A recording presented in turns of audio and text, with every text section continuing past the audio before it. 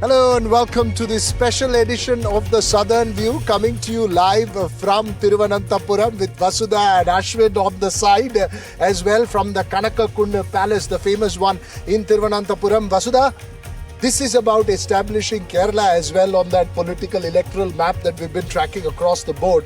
But today is a nationwide hartal, and the impact of it you felt in Kerala. Absolutely. In fact, it's a nationwide hartal being implemented only in Kerala is what I think, because after a long time I saw a bandh, effective, very few vehicles on the road. In fact, we had lots of problems. You had a lot of problem, getting a cab, and shops are all closed. So this is one state that teaches you a lot about the country's history and probably a lot about the country's future as well. That's right. It's a very, very intense battle. Just give us a quick overview of the place we are right now, because our show today is not focused on Kerala. We're going to focus on the parliament. We're going to focus on other issues. We're just establishing, because we're on location. We'll bring you a special show over chai tomorrow from Kerala.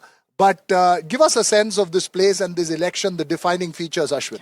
In fact, this place is Kanakakund Palace. This was built during the reign of the erstwhile King of Travancore between 1885 and 1925. So this building used to be the place for all the guests who used to come and stay for the Travancore kingdom. So this is also the place where, kingdom was largely vegetarian, but here they used to serve non-veg also. Okay. So, and this entire area is the lung of the city. In fact, there's a museum there.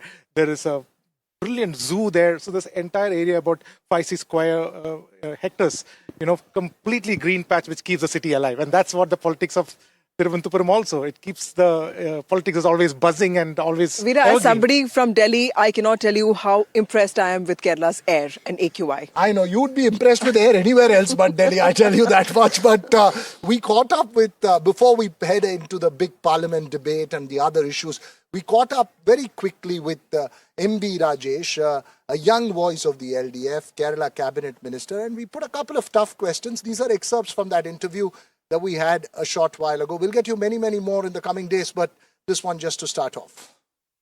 Kerala has been traditionally an anti-incumbency state. You've always had change. Last was a COVID election, and hence people say that it bucked the trend. Two questions here. One, is it resigned to the fact that anti-incumbency is a very, very important issue? Number two, how much does the personality cult, because within your own party, there is severe criticism of one leader becoming perhaps taller than the party, becoming controlling of the party. How much does this personality cult also hurt the left? No such criticism is within our party, because our party rank and file are very much aware that nobody is above party. Whoever it is, whether it is Pinarayi Vijayan or General Secretary, Comrade Baby, all of them are subject to party discipline. So there is no question of somebody going beyond party. So all these are media creation. And when it comes to anti-incumbency, we are able to overcome or we have proved that anti-incumbency is not going to affect the government because of our performance. So our biggest confidence is our performance. And let me tell you that even the Congress PR agency, who is leading that. That PR agency-led survey itself has shown that anti-incumbency is not a big factor. But Mr. Rajesh, the criticism that the left is turning right and that Pinarayi Vijayan is more pro-Modi and pro-RSS and the CPM is becoming anti-Muslim, is there any truth to that?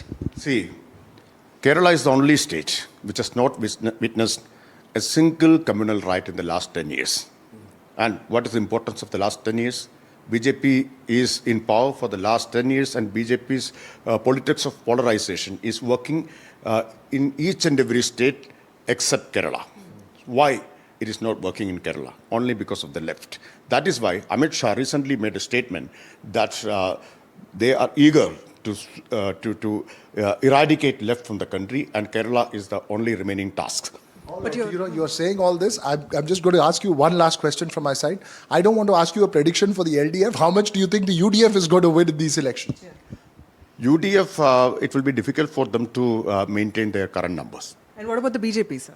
BJP is not going to open any account here in Kerala Assembly. And you BJP's performance in local body, except that Trivandrum Corporation, it's very bad, no? But Their UDF... vote share has gone down drastically when it compared to parliament elections. Well, that is MB Rajesh, Minister for Local Self-Governance, Excise and Parliamentary Affairs. MB Rajesh, one of the promising faces of LDF, speaking to us about the prospects of the LDF.